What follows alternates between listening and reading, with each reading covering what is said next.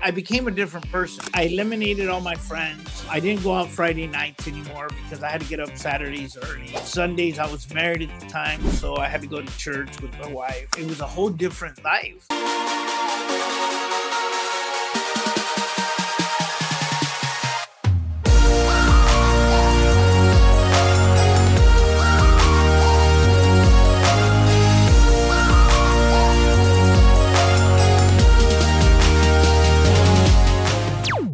Welcome to another or the edition of Living Boldly with Purpose. And I'm just so excited to be able to do this show and talk to people who are moving forward in life, doing the things that they love to do. And I was able to, Oscar and I were just chatting before, we got started in here. And I said, Oscar, what are you excited about?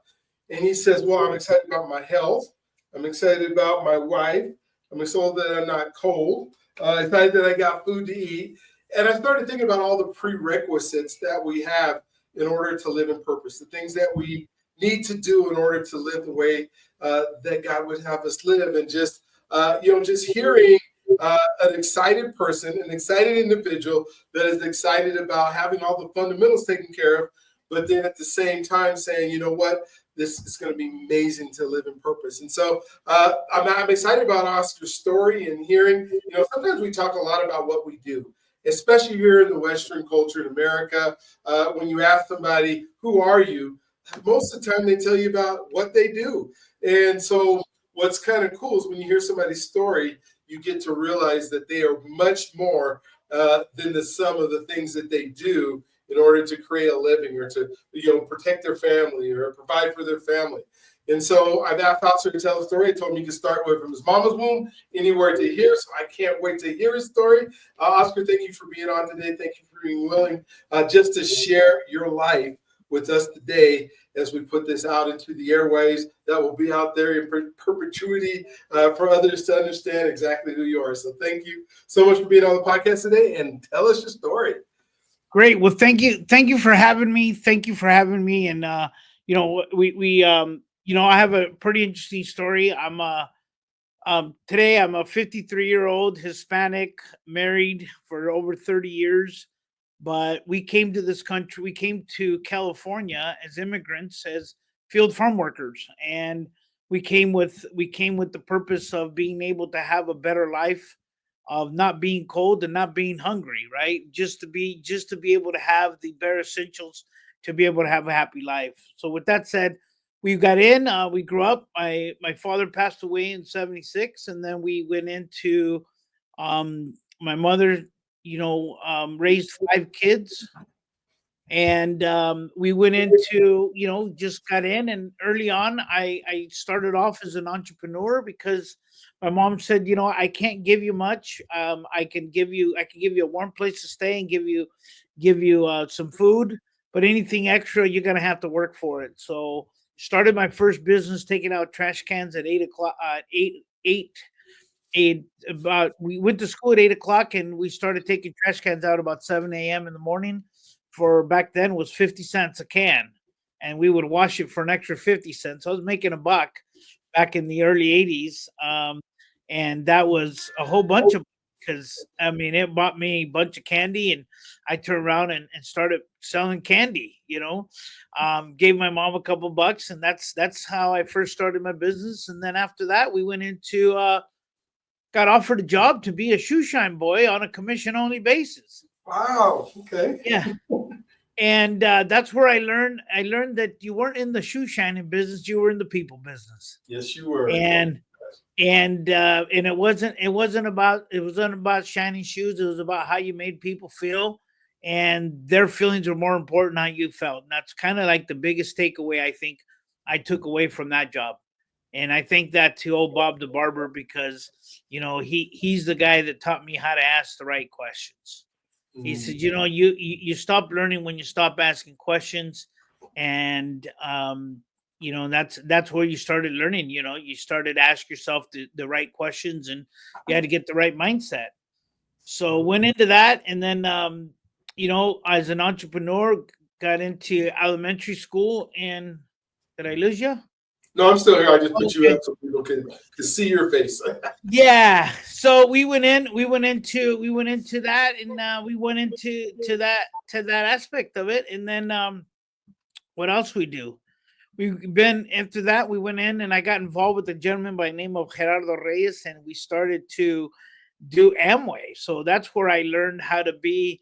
That's when I learned how to not care what people thought about when you started cold calling on people and sharing the plan. And that was an interesting topic. I was 11 years old, 11, 12 years old, I think at the time. I was probably in junior high, and I would hitchhike to appointments, and I would be showing the plan, and I was getting all excited about the things that we did, and didn't close anybody, but man, I was super excited.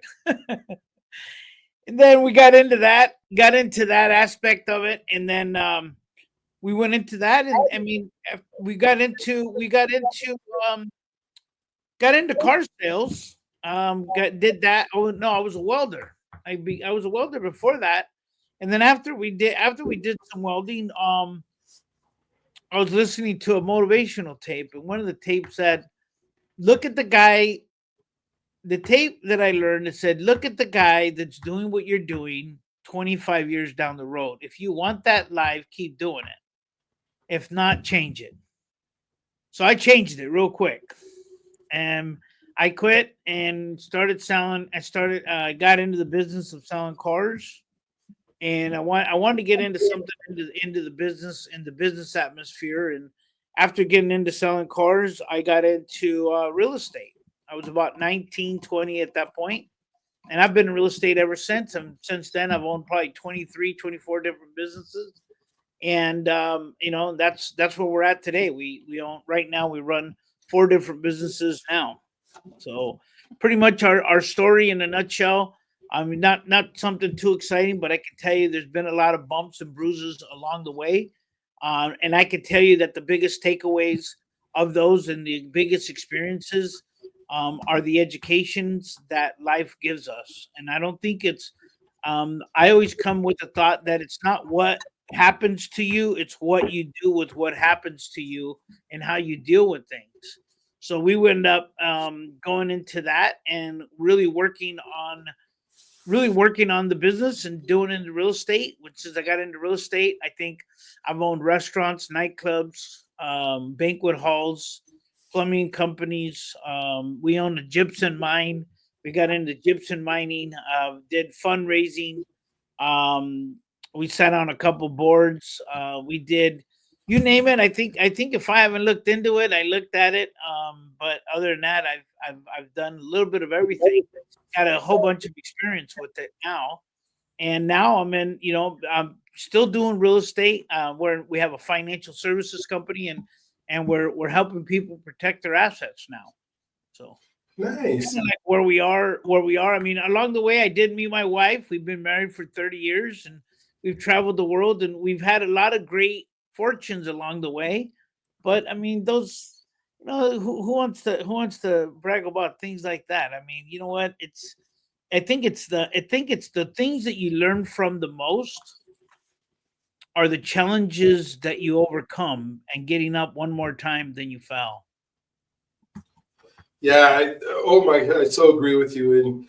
And I, like you, am a serial entrepreneur. I guess we can't get enough of getting out there and trying to make things happen. And but I love. I mean, when I'm hearing your story, and when you guys migrated, was it to California to be a field worker? Yeah, we came to Pacoima, California, actually, Okay. and then we ended up settling in a small town of Piru, which is at that back then the population was 300 people, and they were all field farm labor family, and that's where we grew up in a small town. I think we were there until I was probably 25, and then we Really? moved into a larger town of 5,000 people. What town was that? Yeah, Fillmore, California. Fillmore. Gotcha. Yeah. And so, are you still in California today? Or are you? Yeah, no, I'm still here. You know what? I always tell people I can't afford to move. I bought my house so cheap. And the payments are just I just house payments in my area now are probably $7,000 a month to buy something there. And I mean, That's just to me, I can't comprehend when people ask me my opinion is this a good deal? I always reply with, one, can you afford it? And two, do you know that this is not a 6-month deal? This is like 30 years. And if the answer is yes, you understand, then and you can, then go for it. I mean, if you understand what you're getting into and you're getting in, I mean, a lot of people always ask, man, you sometimes you feel like you want to talk me out of it. And I say, that's the good thing about me. I'm gonna just shoot you straight. I don't have to have the money. And what I would rather do is have the relationship versus the money. all day long. One thing that intrigues me about your story, and I see lots of parallels in some of the things your story, my story, and my grandma grew up, or my mom grew up on a dairy in Lemoore, and so, but where I see the parallels is willing to work hard, and we have so many expectations in this country that I think some people are just either complacent or they're entitled. Um, but you didn't do that, and I No. can't imagine there was a lot of education when your parents came up, but they came up for a better life Yeah. and was doing whatever you could to afford it, right? Yeah, when we started the mortgage company, my wife and I worked almost 24 months straight every day without a day off. And last year, I think what in 2022 or 2023, 2022, we spent 3 months in Europe, traveling all over Europe. And my sisters would say, "Oh, you're so lucky," and I'd say, "Yeah, but those this is what happened with the savings that we saved 20 years ago when we put in 2 years of 12-hour days, right? Those are the payoffs that happen because you were able to save. And I always say this, I think it's a simple formula. I don't think it has to do with luck. I think it has to do with you get the things most people ain't got if you're willing to put in the work that most people ain't willing to put in, right? And if you're not willing to put in the work, then this instant gratification, like this get like these guys, how fast can I get to 10 grand? I said, when I first started the mortgage business, it took me 9 months to get to 10 grand. 9 months of working every day, 7 days a week, knocking on doors, talking to real estate agents, and cold calling every day for 9 months to get to 10 grand. Guess what? Once I hit 10, when I was in my 20s, I never hit below 10. I always exceeded that and always went over and above it. But it took 9 months of 9 months of not eating, drinking, or water. I mean, it was a tough. I don't wish that upon anybody. But I think if you look at it, if I had to like reevaluate that, I think it's the person that you become to be able to deserve that. I think it's the journey, right? It's the person you become to be able to do that because I became a different person. I mean, I eliminated all my friends. I didn't go out Friday nights anymore because I had to get up Saturdays early. Sundays, I was married at the time, so I had to go to church with my wife. So we didn't go out with the friends. It just stopped social. It was a whole different life. You became somebody else. And when that happened, all the things started to turn and it didn't matter what that was. So, I mean, those are just some of the life lessons that I guess you have to live them to actually really understand. Like, wow, how tough was it? When you talk about it, it sounds like a walk in the park, you know. But I'm gonna tell you, going through that was some of the toughest things, man. I mean, the guy that I used to work with, I would have wanted to quit every time. And he's what he said. He said, "Listen, Oscar, if you quit, you'll never start over, and that means and if that means you gave up, and that means that you will always quit everything you got. You got talent, you got work ethic. All you got to do is pay that price to be able to become that person you want to become or get that income that you want." Like, dude, I'm 22. My friends are out having parties. he says someday you'll have more than they'll ever dream of, and you'll do things that most of them will ever do. And I think that's part of it, that that I'm lucky, but it's not about being lucky. It's about paying the price to be able to get the things that most people only dream of.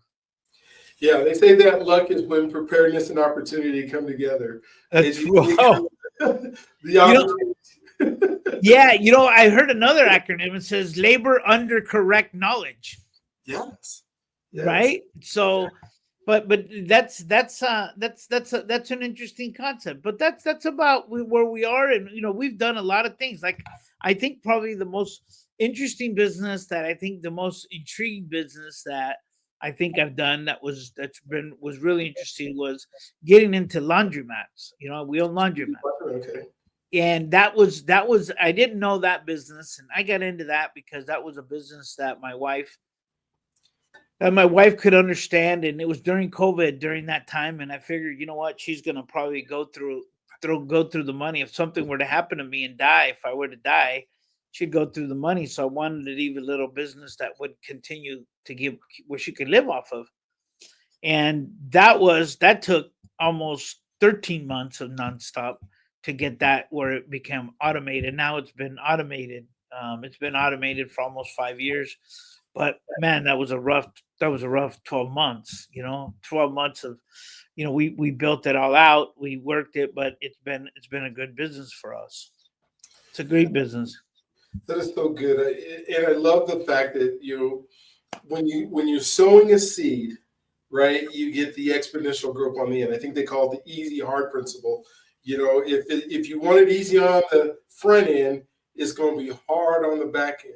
But if you're willing to do the hard stuff on the front end and spend that time, Easy Street becomes a lot even easier because it multiplies. It's Mhm. exponential in what it can do. Whether it's you do the easy on the front end, then you don't get that growth that compounds, Yeah. which makes it so much harder to do. And then you got to be willing to do it, like you said, being willing to do what other people aren't willing to do in order to have what they're not having. And like my whole journey right now is helping people become that person that they need to be in order to do what God put them on this earth to do. But the becoming is the biggest thing, because if you don't go through that pressure, you don't go through like that shaping of a diamond that just puts it together. The pressure, you don't have you don't gain what it takes to be able to get through those hard times, right? Yeah, that's right. I mean, like I said, I set a goal. I had to come up with a way on how do I bring awareness to the company that we're starting, or that we've been doing with the state doc prep. And I said, how do I do it? And I said, what, my goal is to get on to 600 podcasts in a year. And that goes 600. They're like, 600 podcasts. That's insane. How are you going to do that? Well, I'm in this 32. I started this the first week of January, and I've done 47 podcasts. So, I mean, we're bringing awareness. We're putting in the time, and we're doing it one podcast at a time, and by being able to bring awareness to the new topic of estate planning. So that's been an interesting thing. But I could tell you, you're paying the price to be able to do it at the most leverage proportionate time. Man, I love that. And when you really think about it, is that so you're going to do 600 podcasts, and you do the math on that, it's a couple of days, right? And there's some days you don't, and you probably won't have to do none on Sundays. But for somebody who goes, well, what about my show? Or what about Well, I start at 5 in the morning. yeah, I do 3 podcasts by 10 o'clock in the morning. I've done 3 podcasts. So by the time most people get up, I've already done 3 podcasts, already had done it. 2 meetings.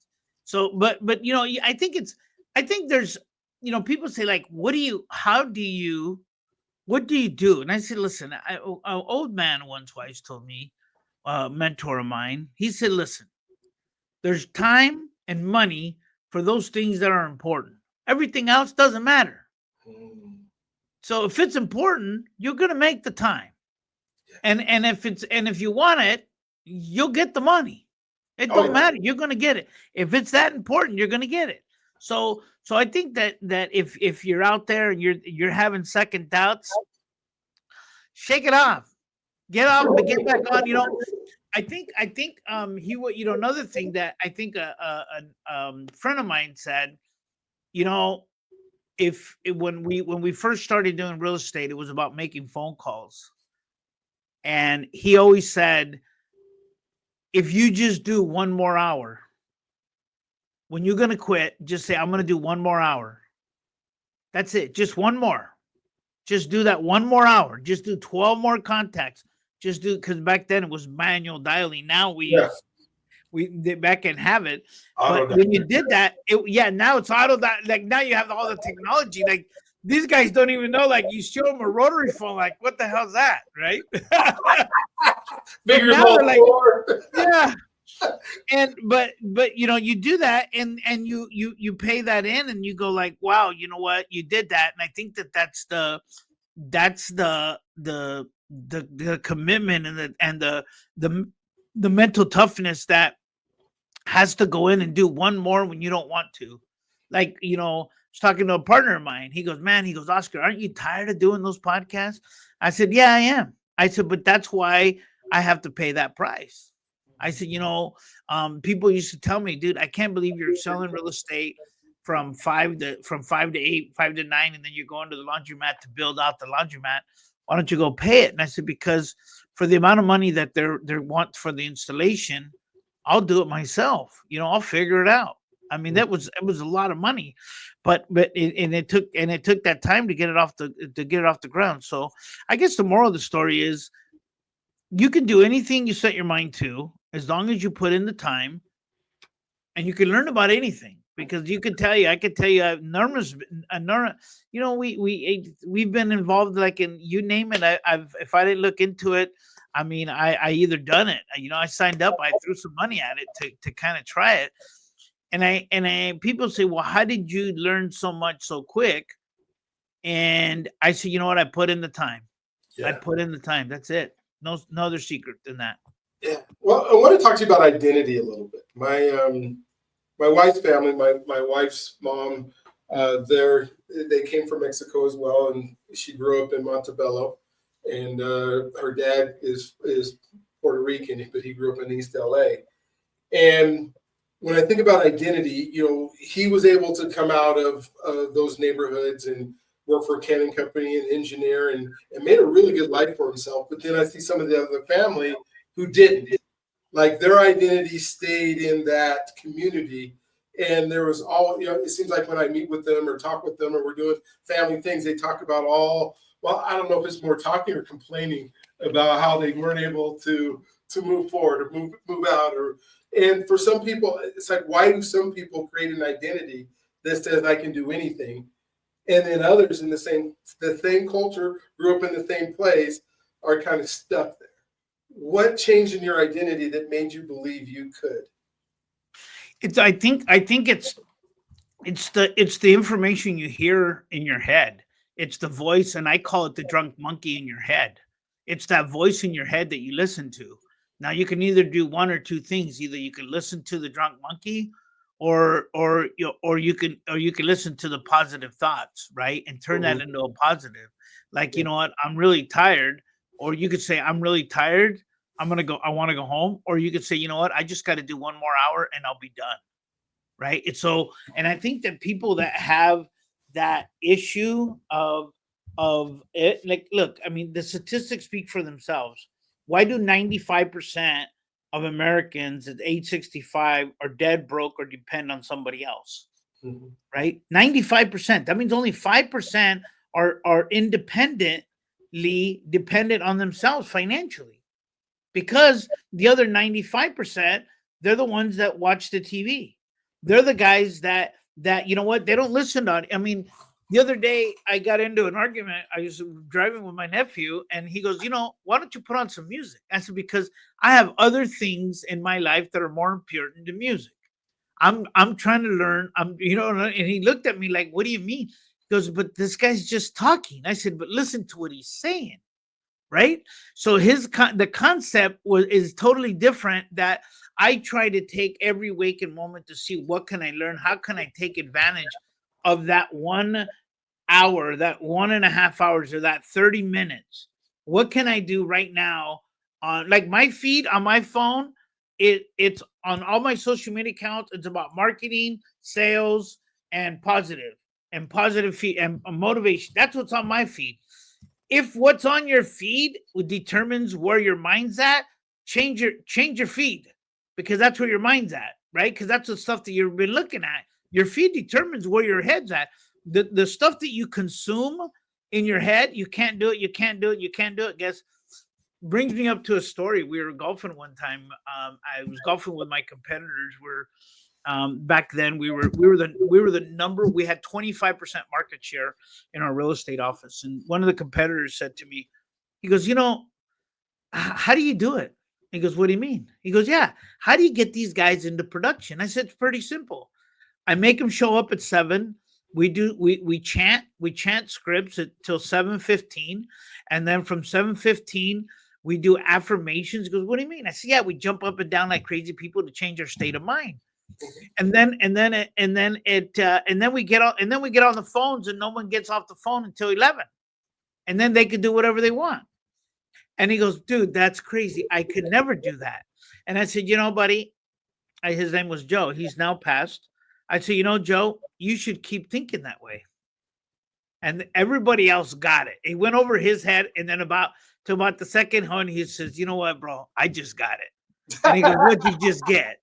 Right? What'd you just get? He said, you just told me my mindset sucked and that I should keep thinking that way because I'm your competition. I said, no, bro, you're my friend. But I told you that for the reason of keep thinking that way. Because if you keep thinking that way, I'm going to keep winning. Yep. Because the only way I can beat you is that the only way somebody can beat you is if they have a better mindset and they put in more hours. That's it. There is no other. Everybody has 24 hours in a day. It's just a matter of what time you get up in the morning, right? Yeah. So Trust me, I'm gonna share one more story with you. I know that we're running out of time, but I'll share oh one no, more we got another half hour, so we're good. Okay, cool. So there was a gentleman. When I first started the mortgage company, we're a competition because when I was starting, and so I always told myself, if I can just work 1 hour more than that guy, right, stay later and show up earlier and come in and work more, then I'll outwork him. He can be smarter than me, but I'll outwork him. So I would get there. I'd get there like at 5:30 in the morning, and then I'd work, and then it'd be like 6:30, 7 o'clock. I'd go, but then I'd drive by his office and see the light on. So I would turn back and go back to the office, and I'd go put another hour, and then I'd be going, and it was like 8:30 at night, and I'm like, dude, this guy's killing me. I am so tired, but I'd go back and go put another 30 minutes, right? And then I'd just say, you know what, I'm done. Long story short, about 12 months later, I ran into him at a networking meeting. He goes, dude, you're killing it. You're killing it. I said, bro, what do you mean I'm killing it? What are you talking about? He goes, I'm doing nothing compared to you. I go, you're killing it, dude. Every time I go by that office, your light's on. And he says, bro, I moved out 9 months ago. Oh my gosh. Oh my God. I said, no shit. He goes, yeah. He goes, man, I moved out 9 months ago. I went and started working from home, man. And I said, oh, that is funny. I said, well, you know what? Then thank you. Thank you for sharing that. Yes, because that made, and to think you might not have done that amount of work while he's having, because you think the light's on, you're going to go home. And so your business gets to grow as, other people just because of that fear, the fear of being behind or not being number one or not being able to compete. That year we ended up buying a Century 21 franchise that got into the real estate business because we had so much business coming in from the marketing and the stuff that we're doing. So that was the nugget that we got from it. Yeah. How did you trust people? Like, you're creating relationships, you're on the phone, you're talking to people all the time. You're number one, so people are out there trying to get to you. What allowed you to begin to trust people, or you don't trust anybody until they prove not to be trustworthy? I believe in the fact that everybody deserves to be trusted until they prove that they're untrustworthy. And I think that because, you know, I grew up as an at-risk youth, and I grew up with that stigma on my name, is that, you know what, you can't trust this guy. He's there. And I've always believed in trusting people. Um but I use the Ronald Reagan philosophy. You ever heard of it? The Ronald Reagan philosophy is trust everybody, just verify it. Because everybody verify, verify, verify, verify. Verify the information, you know. Yeah. And that goes to the old ham story, right? Just the same thing of the ham story of, hey, why do you do things, you know, why? And I mean, I'm that guy. I always want to know why do you do it that way? And what are the other ways that you tried? And they're like, what do you mean, Oscar? Why do you always question why we do things?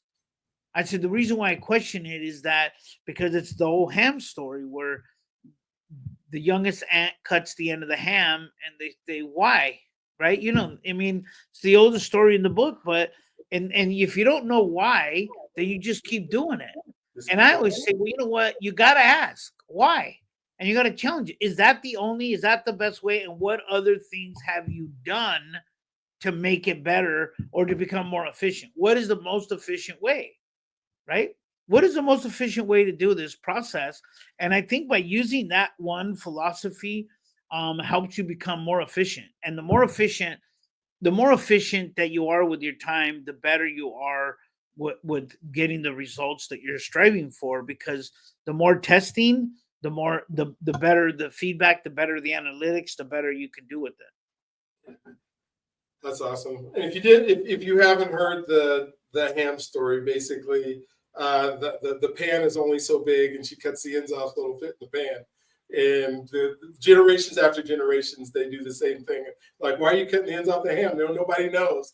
And their oven's pretty big, their pat's pretty big, and there's absolutely no reason why not to do that. So I love that story. Like you said, it's one of the oldest ones in there. When I think about relationships and the relationships that you have, how do you make sure that you have ones that are serving you and not serving you? As you've told me stories of the things you do, like you don't have any friends after you're in Amway for a while, right? Because you're spending. No, actually, all my friends are adults and they're in Amway, but they're your friends because you're hanging out with them. You're all drinking the same Kool-Aid, man. Yeah, yeah. No, I think the relationship here's what I think. My two takes on the relationship. I think it needs to be a reciprocal relationship for it to be a relationship. It needs to, and I think that if you start off by giving more than you get, then you will always have an abundance of getting. But sometimes you got to keep giving, and you ain't gonna get anything.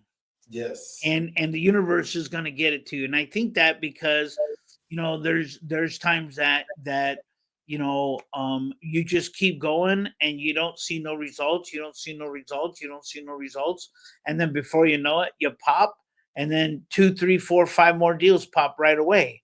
And it's because of the persistence that you bring to the table that makes that happen. How long do you go with no results? Here's the thing.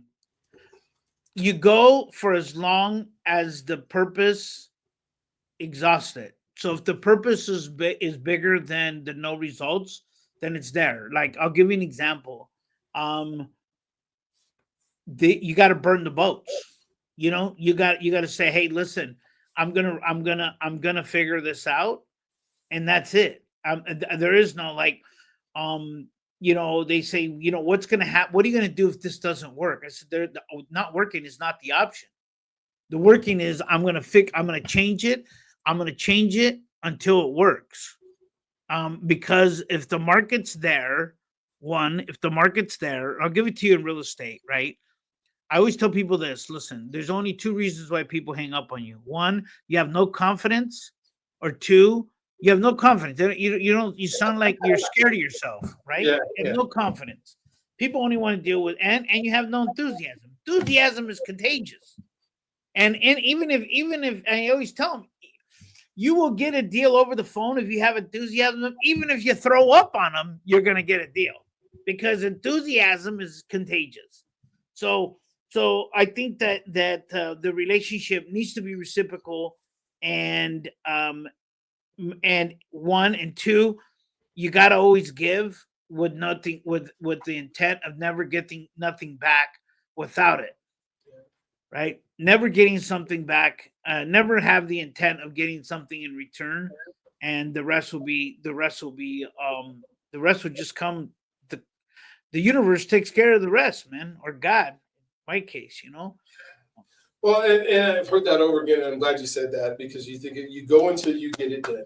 You go and go and go and go. Now, if the opportunity dries out, then you have to kind of think of other things and other ways to do stuff. But you'll know when it does, because technology sometimes, like let's say you got a Blockbuster video store, and you're going and going and going, and there's nobody has a VHS tape anymore or whatever it is. Obviously, the opportunity's gone, but you retool it, right? For those of you who don't know what Blockbuster is, before we could just stream everything we want to watch anytime we want to watch it, we actually had to go to the store and get these like tape things that you would put in a machine called a VCR, and it would play on your TV a movie. And that lasted. It was a big business for a long time, for I don't know, 10, 15 years, maybe not a long time. Yeah. But But you go back. Let me go back and say, how long do you go? And here's the thing: you don't beat a dead horse. You can't sit in a garden of weeds and say there's no weeds, there's no weeds, there's no weeds. That's just stupid. You can't. That's just being ignorant. I mean, Blockbuster. I mean, you got to be alert. You got to be alert. You got to make intelligent decisions, and you got to look at the writing on the wall, right? I mean, if you're calling 5,000 people and nobody's picking up, there's something wrong with the list, right? yes. But that's just unevictable. And if you're having conversations, and you're having conversations with people and they're hanging up on you, then it's what you're saying. Either you're talking to the wrong people, you're not. So everything has an analytic that needs to, and say this, and a reason why I say that brings me back to a gentleman by the name of Mike Ferry, was a coach of ours for almost 22 years.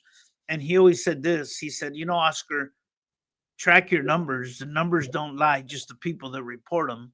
So be honest, right? So if you track your numbers and you track your analytics, then there is statistically no way that you could fail. And that means you're going to know, because here's the thing.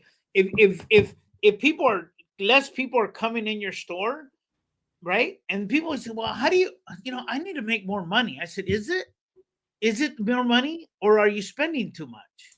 When we were in the restaurant business, we learned something real quick. There's spillage, right? There was spillage. And two, the quickest way to make a profit in the restaurants is cut costs. That's the quickest way to make money. So we learned one thing real quick. One, cut costs or increase revenue. What's easier? Cutting costs. Cut costs. Boom. Straight across. That's the quickest, fastest way to make more money to the bottom line. What is the first thing that a CEO does of a Fortune 500 company? Cut them off. Cut the fat. Deal with it, and then they adjust. And then once everybody gets scared because how's this going to happen? And then what? Then the company still survives because work still gets done. What happens is he just reallocated and cut the fat on what's not making money. So, and I think that's a time. One of the things that Mike used to tell us is do a time census on your time. Do a time census. Sense your time. Audit your time. What do you do all day? What are you doing? If it ain't money, and if you're a small entrepreneur, if it ain't making money, stop doing it. Yeah. Right? Stop doing it. And I always tell people, like, some guy goes, well, you know what? I got to do this flyer. I got to do this. I said, you know what, bro? He goes, what do you think I should do? I get on the phone and start dialing. If you're not talking to customers, you're not making money. Yeah. If you're not out there creating a video that's going to give you an asset, that's going to continue to give you and prospect for you and continue to bring you customers, then that video, that 4 or 5 minutes or 30 minutes, I mean, it used to take me an hour and a half to do a 30-second video, right? But that hour and a half, I got it back because I became better at it. So it just what you do with your time is what matters most, and that's how you become more efficient. Yeah, when you think in this day and age where there's so many specialized people and so many experts at so many things, sometimes you got to say, where am I going to make the most amount of money? And I think like the real estate business, you think, I gotta go mow my grass, or I have to go take clients out to see houses. What's going to make you money? Well, somebody else can mow your grass if you really need them to, if you could go out there and do stuff, right? And I know, I mean, you said earlier, like with the laundromat, because you had time in the night to do some of the things yourself. But we got to delegate on some of this stuff. There's just, especially when you think about social media and all the things, if you're not going to be good at, creating SEO algorithms to do stuff, there's somebody somewhere who is. But your butt should be on the phone. Well, I don't like making calls, so I'll do the algorithms. Well, you do the algorithms all day with there's nobody to talk to, then you're not gonna, you're not gonna make any money. Yeah, I come from the philosophy is that you can't teach somebody to dig the ditch until you know how to do it. And Yeah. that's why before we started our marketing company with the artificial intelligence and stuff, I really dug real deep into learning it myself and understanding it. And people go like, "Why do you need to learn it? You just own it." And I said, "Well, because if I own it, I want to understand it. If I don't understand it, I can't do it. Yeah. I want to be able to dig the ditch myself, and be able to do it." And I think if you do that, and you just have to understand it. You don't have to literally get the shovel in your hand and dig the ditch, but you have to truly understand the fundamentals that when there's a rock, you dig around it, you don't go through it. Yeah. But like I said, you know how to mow your grass. But if you're Yeah, doing something else that yeah, is going to, after you learn the skill, then you can manage it, and then you can find somebody who can do it. But I think so, especially for entrepreneurs, we can't do everything. And sometimes I think we can, but we don't do the money making activities during the day that need to be done. And I just listen to you. I know you got it right because you had you guys on the phones for 3 hours, or 2.5 hours, or 2 hours. yes, 3 hours What's every day. Yeah. So what's the number one thing you can do to make money is talking to people. Not shuffling paperwork. And people will go home and tell you they're tired. What'd you do all day? Oh man, I'm so tired. I was moving this paper to this desk, taking it over to that desk, set it down, then brought it back over to this desk, and then I took it back over to that desk.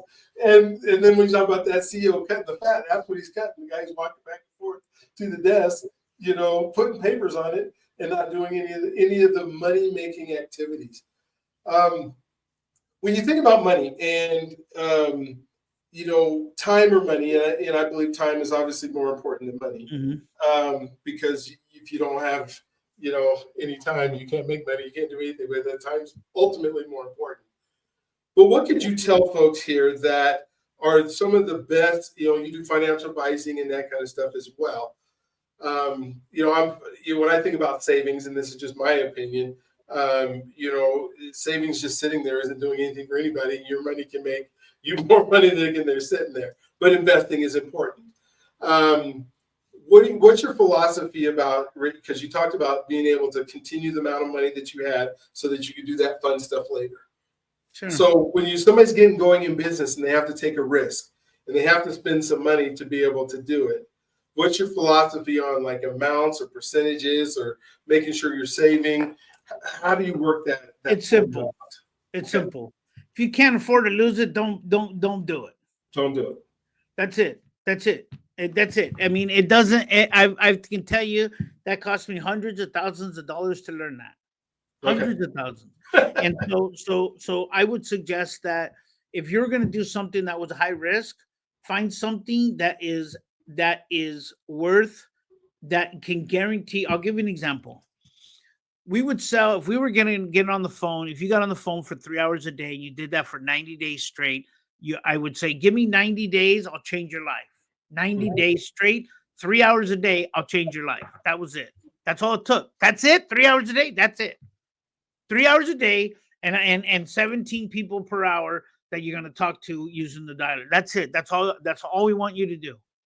And 90 days will change your life. In 90 days, they'd be so busy, their head would spin because of all of the leads and all the business they got, and they didn't have to spend any money. So I would say, like, I'll give you an example. We have, I think the last analytics that we got from the software that how we found you, we've been seen by over 290 people in the last 290,000 people in the last 30 days, within 30 days ago, right? That cost me nothing. But Hmm. what that did is that got me the exposure to be able to this get me the exposure. Our artificial intelligence agent is getting 25 to 30 calls a day that I paid nothing for ad spend to do that. So what I'm saying is there's two ways. Either there's I think there's five ways on how to get customers. Five, Hmm. right? I think that the first way and the easiest way and the laziest way is that you run ads. That's Hmm. because you buy the customers. Two, you actually get referrals, which is not predictable. You get referrals from other customers. Hmm. The third way is that you do social media posts, and so you kind of build up that following, and you'll be able to get that. Hmm. The third way is you have what's called affiliates. You have people that send you business, but they're affiliate marketing, so to speak. And then the third way is you actually prospect and go get the customers. You actually become proactive, and you figure out, how do I go get these customers at no cost out of my pocket, that cost effort. And needless to say, if you talk to anybody, everybody says, "Oh, if I just had 5 grand, I would go run ads." Right? That's the first thing they want. I always say, "Well, if you ain't got no money, then you got to go make money. And why don't you go prospect? Why don't you go get on the phone? Right? Go get on the phone and call them." And that guaranteed conversation, if it takes 100 people to say no, is that one worth it to get 100 no's? To get that one person, is it worth it to say 100 no's? And if they say no, then I said, you're out, get out of the business. You don't love the business. It's not worth it. But if it's worth it and it pays you off, because it's not going to take you 100 no's. It does. There's nothing that takes 100 no's, not even in real estate, right? Nowhere. No, it takes three. We have you'll get, and in real estate, it's one out of every 40 conversations you're going to get somebody that has interested in selling. One out of every 40. It'll take you 120 to get a contract. It'll take you 120 conversations to get a contract. That's a $20,000 contract to make that phone call. That's all you got to do. So now what do you got to do? That means you got to get 6 to 10 hours on the phone. So that means if you got on the phone at 6 o'clock in the morning and you got off the phone at 6 o'clock that night, you'd get a contract. There is no ifs, ands, or buts about it, because you can't talk to the right people and say the wrong thing and get no results. You just can't. This does not happen. Yeah, or you do it. You try to get 10 no's in a row. Like Dr. 10, 1, 2, 3, 4, 5. Yes. All right, start over. 1, 2, 3, 4, 5. If you try that every day, you can't get to 10 no's. Yeah. You, there was a book that's called Go for No.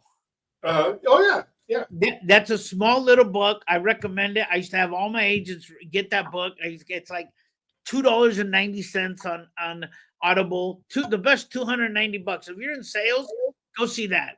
So here's some good books. I think that if you're in sales or you're in business, I would Get Sold or Be Sold by Grant Cardone. And it Get just sold, be sold. just get sold or no sold be sold or get sold. Someone's always selling, and the enthusiasm and the energy that he brings to that book. If that don't get you out of your chair and want you to start doing something, bro, you're already dead. You lay in a casket and wait. You're done. Because that thing, I mean, it's really, really hard not to get any kind of success with that. So I'm going to ask you a question, and I know I 100% believe I know what your answer is. The genie gives you $10,000 and says you have to use it on one of the other things. One of the things is buying ads, and the other thing is working on yourself. Where do you spend the $10,000? On yourself. All 100%. day long. So for All those of day you long. out there, I'd go get a coach. I'd go buy books. I'd go buy every audio book you can. I would go to every thrift store. You name it. You work on yourself, because you you know years and years ago we got into I got into a deep depression, believe it or not. And my wife said one thing, and it was and it, that sticks with me. She said, you built one of the largest real estate companies. You own 25% market share. Nobody can ever take that away from you. You trained over 1,300 agents. Nobody can ever take that away from you. Your experience, that the only person that can take that away from you is you. And that means what's in between your head. And then she said, guess what? It's been 3 years. We're running out of money. Get your ass out there and start working. Get it done. Go get it done. This depression shit's done. Let's go. Get on the phone and start dialing. No, just Oh my gosh, I love but it. no, but think about that though. That's what a true statement, right? To get a message like that and to really comprehend it. That means that nobody will ever take that away from you. Your experience, the anything that you take, everything that you do, you learn from it and you move forward. I mean, I'm a sponge. I mean, I love being in rooms. I like being in rooms with people that are better myself, and I just ask questions and I just ask and ask and ask and until they say, "Man, no more questions." That's okay. Cool. You got any more questions? Yeah, I do. What do you do? What's your day look like? I mean, I love to know what people's day look like. And then they ask me, I said, my answer is usually the same. I say, yeah, mine, the same, pretty close. You know, because it's never about me. I think except today is you came on here to be able to share a story and give you some nuggets for your listeners to be able to provide that. But I think that if there's anything that I can leave somebody with is if you quit, it's over. It's over. It's done. It is. You can't never unquit. Yeah. You quit, you quit. You're done. You're done. Now you have to start over. So the success, you will become successful no matter what. And what that price, everybody in our life has that price that has to pay. Everybody has to pay that price. What is your price? That is only between you and the higher power. In my case, it's God. And Mhm. whatever you have to, and whoever you have to become the person that you have to become, you have to do it. And if that's read more books, read more Bible, be nicer to your wife, be whoever you got to be, then you got to find it. That's right. Because the only way you fail is if you quit, and that's it. And you can't quit. There is no burn the boats. If you don't know the story, get the book. Burn the boats Turn the and you'll boats. succeed. Guaranteed. There's just no way. People say, "What is a success?" You're so lucky to succeed at everything. I said, "No, man. I work hard for my shit. Nothing was ever given to me." Gotcha. So I have one more question that I want you to tell us about estate.prep. My question is, how do you love your wife in a way that makes her stay with you as long as you have, as long as you guys have been together? And what's the secret there? She's number one. If she called me right now and she said, "You know what? I have a flat tire. I'll drop whatever I'm doing. I'll go do it. I don't care if I'm in front of a customer. It's $1 million deal. It don't matter. My wife is number one, not me. Her." And when you can prioritize somebody at a higher priority, if she says, "Hey, I want to go do this," well, then we're going to go do it. There is no negotiables to that. I said that is the soul. She is not only, I sometimes when we were dating, I used to introduce her. I said, "Oh, this is my girlfriend. I left the wife at home." you know, and she said, "What the hell? Why would you say that?" I said, "Because today I want you to be my girlfriend." But no, I think the biggest thing, and I think the biggest secret, I think to our relationship is the communication and her moral support. But she can get tough, but I think the moral support, and I think when she becomes number one in your life, That's there right. is there is nothing else. I mean, there is nothing else. It doesn't matter. I mean, my mom was until she passed, and she and my wife was always there and said, your mom's there. You should go do this. You should go make. You know what? Let's go see your mom. We're gonna go. I have an appointment. She goes, your mom will be here. Your mom won't be here one day, and you're gonna regret it. You're right. And you know what? I'm so glad I would do that stuff because but that's who she is. So I think that is, and communication and make her number one. That's the secret, man. She's number one. Not even yourself. More than yourself. She, I mean, but I'm spoiled, bro. Shit shows up in my closet. People go, "Where'd you get that?" I said, "I have no idea. It just shows up in my closet." But I'm catered to. I mean, Yeah, that's because you love her.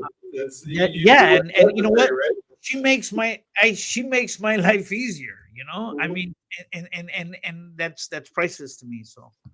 Yeah, I love to hear Yeah, you I'll talk. tell you real quick. I'll give you a Reader's Digest version of State Doc Prep. What we do is we are a software company that helps people protect their assets from the federal government deciding what happens to your things when you die. That's it.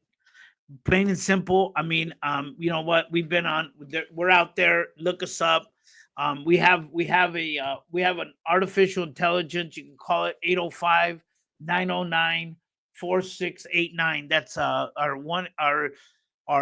customer service line. Her name is Lisa. She'll answer any questions for any state of the land. And if you want to talk to me, ask her to transfer me. If I'm not on the phone, at home, or on there, I'll be more than happy to get that in. I sent that to you via the messenger as well. Okay, cool. So we'll get that out there. I want to say thank you for allowing me to come on your podcast. It was fun.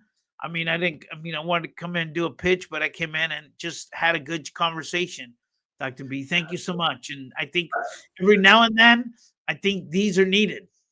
Oh, absolutely, they're needed because people, especially people who are growing and want to do stuff, they need to see that there's people like them doing it, working hard, making it happen. I hope that you guys call Oscar. That you get it, you find out the things that he's doing. If you're looking for somebody that can help you, and he probably doesn't have a lot of time to mentor you and spend time with you, but I know that he knows somebody who could, and so Yeah, we don't. Yeah. There's no way. But there's 100. If you're looking for a mentor, find somebody that has what you want and that's been where you want to go and that can guide you. That's it. I mean, it's that simple. And you know what? There's a lot of people out there. Mentorship is as valuable as what you pay for it. Yep.